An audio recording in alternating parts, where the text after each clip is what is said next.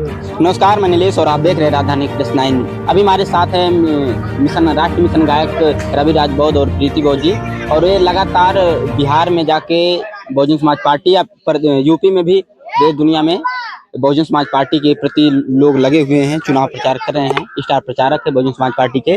तो हम बिहार का माहौल जानने का प्रयास करेंगे। अभी ये लोग बिहार से होकर आए हैं, तो क्या लगता है सर बिहार में? बिहार में बहुत अच्छा माहौल चल रहा है बीएसपी का, बहुजन समाज पार्टी का। बहन जी ने जो रैली किया उसका प्रभाव दिखा है, और जो रिजल्ट आएगा बिहार से उसका प्रभाव 2027 में बहन जी को मिलेगा, बसपा को। बहुत अच्छा माहौल चल रहा है, बढ़िया। इसके बाद यूपी में क्या क्रेज होने वाला वहाँ से? यूपी तो बहुत ही बेटर चल रहा है, क्योंकि बिना बहुजन वोटर्स के, बिना हाथी के किसी की सरकार बनने वाली नहीं है। 2027 में बात कर रहा हूँ, और बहन जी ने रैली बुला करके लोगों को ये साबित कर दिया। सिर्फ ये यूपी की रैली थी, 15 लाख के करीब भीड़ थी, तो ये भीड़ ने तय कर दिया है कि इस बार एक तरफा वोट बीएसपी को पड़ने वाला है। उस रैली में सर्व समाज के लोग आए थे, ओबीसी से लेकर के सिंह, ब्राह्मण, पांडे, चतुर्वेदी, सारे लोग आए थे। पासवान जी, यादव जी, चौहान जी, राजभर जी, सारे लोग आए थे। तो बहन जी की रैली ने ये बता दिया है कि इस बार बसपा अच्छी सीटें लाने वाली है और बसपा की सरकार बनने वाली है। बसपा की तरफ अभी हम सर एक आरोप लगातार बसपा पे लगाया जा रहा है कि मायावती जी ने बीजेपी की तारीफ की और अखिलेश यादव को देखिए, बहन जी ने पहली बार मुझे लग रहा है इतनी बड़ी स्पीच दिया है। 2 घंटे से ज्यादा उन्होंने स्पीच दिया, और 2 घंटे में से मात्र एक शब्द दोगला और योगी की तारीफ, एक वाक्य। आपने सिर्फ इसको सुना लोगों ने।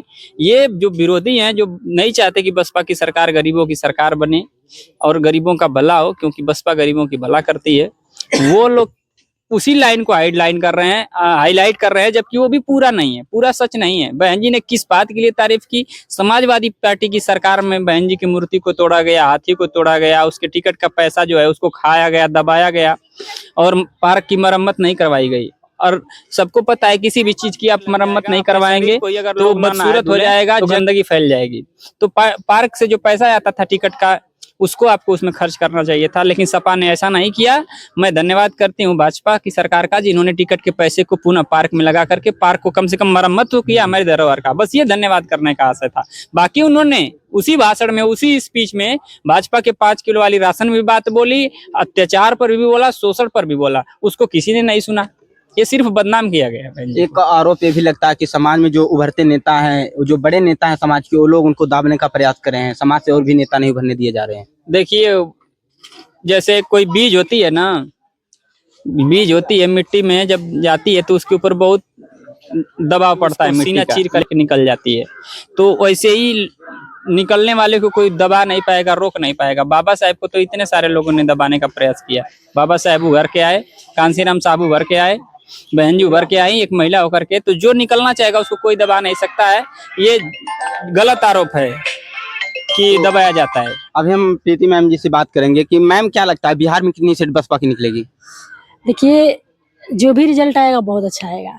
ये बिहार के जनता ने ये आगाज कर दिया है। 9 अक्टूबर को बहन जी ने रैली तो की उत्तर प्रदेश में, लेकिन उसका प्रभाव बिहार और अन्य राज्यों में पड़ा। तो इस बार बिहार की जनता ने ये ठाना है कि नहीं, हमें बीएसपी को बिहार में मजबूत करना है, और आने वाले 25 में होने वाला है विधानसभा का, वहाँ बहुत अच्छा मैसेज जाएगा बिहार से। ये पूरी देशवासियों को ये उम्मीद है, हम सभी बसपा के लोगों को ये उम्मीद है कि बहुत अच्छा होने वाला है। तो फिर बिहार के बाद क्या आकाश आनंद जी जो राष्ट्रीय कोऑर्डिनेटर थे, वो यूपी में प्रचार प्रसार करेंगे?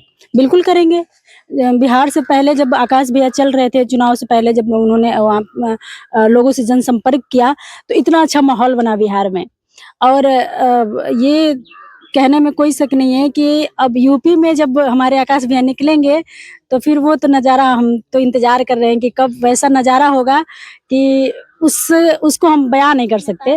और आकाश भैया, हम युवाओं आने वाले 27 में बीएसपी की सरकार उत्तर प्रदेश में लाना है। एक सवाल और है मेरा मैम, जैसे बाबा साहब का एक नारा था, अब कोई रानी के पेट से राजा पैदा नहीं होगा। तो कहीं ना कहीं बहन जी को, आकाश आनंद जी को लाना ये बाबा साहब के सिद्धांतों का कत्ल नहीं है? देखिए, ये हम कहते हैं कि रानी के पेट से पैदा नहीं होगा। हमने संघर्ष किया है। आकाश जी, लोग कहते हैं कि आकाश महलों से उठ के आ गए, तो मैं ये भी कहती हूँ कि जो लोग ऐसा आरोप लगाते हैं, तो कौन है जो महलों से उठ के नहीं आया है? कोई है ऐसा नेता कि जो महलों से उठ के नहीं आया हो? जिन्होंने बाप दादाओं ने संघर्ष किया उनको खाया है।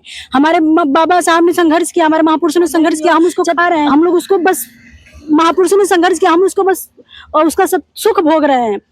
और रह गई बात कि आपने जो कहा कि ये रानी के पेट से कोई पैदा नहीं हुआ, ये लोकतांत्रिक देश में हम रह रहे हैं, यहाँ ओट से पैदा हो रहे हैं, पेट से नहीं पैदा हो रहे हैं। तो ये बाबा साहब ने बिल्कुल सही कहा है।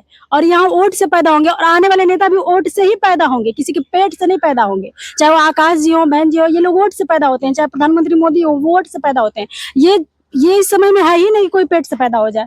हम लोकतांत्रिक देश में रह रहे हैं, हम लोकतंत्र को मानने वाले लोग हैं, हम संविधान को मानने वाले लोग हैं। क्या लगता है कि बहन जी का जो कारवा था, मानवर साहब कांसीराम जी का जो कारवा था, बहन जी ने बहुत अच्छे से समाज को, सबको साथ लेकर उसको पूरा किया।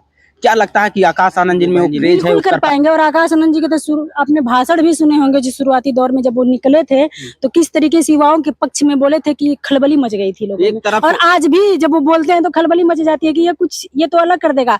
हर कोई उनको दबाने में लगा हुआ है, लेकिन वो ऐसे बीज हैं, मानवर साहब ने कहा था ना कि हम ऐसा बीज तैयार करते हैं कि जो पूरा बोरी नहीं चाहिए, एक मुट्ठी चाहिए, जिसको छींट दें तो कई बीघे का हो जाए। तो वही हमारे आकाश आनंद जी। तो ये हमारे युवाओं के प्रेरणा स्रोत हैं और बहुत अच्छा बोलते हैं और इनके दम है और बहुत अच्छा करेंगे। और आने वाले 27 में बीएसपी के लिए बहुत अच्छा होने वाला है, इसे कोई रोक नहीं सकता। धन्यवाद मैम, हमें टाइम देने के लिए। आप बने रहे राजधानी प्रेस 9 के साथ। मैं नीलेश कुमार, धन्यवाद।